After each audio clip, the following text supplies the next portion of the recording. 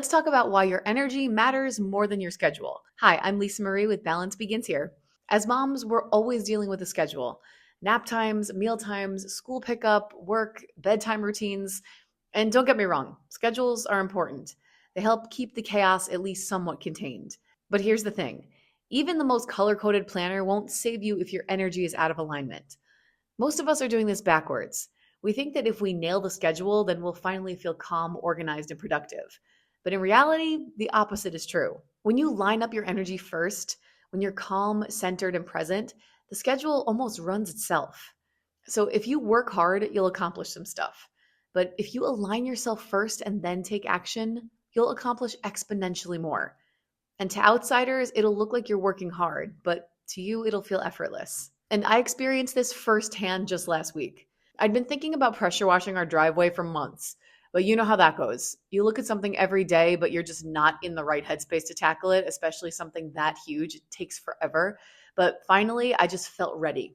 I grabbed the pressure washer and I was outside for hours. Now, from the outside, it looked like hard work. It's very tedious. My husband came out and was like, wow, you're working really hard. You should stop and rest. But I told him I didn't feel drained or miserable, and I know my limits. I wouldn't have done it if I didn't want to. So to me, it was actually calming, and the monotony and the solitude kind of felt good. And that satisfaction of seeing clean concrete appear just strip by strip was exactly what my nervous system needed. To him, it looked like effort. To me, it felt like alignment. And that's the magic of energy. The same thing applies to being a parent. Think about getting your kids out the door in the morning. If you feel frazzled, barking orders, and scrambling for shoes, already running late, it doesn't matter how perfectly the routine is written out on paper. The energy is scattered, so the experience is scattered. But if you pause even for 60 seconds to breathe, soften, and to align yourself first, suddenly the exact same routine plays out differently.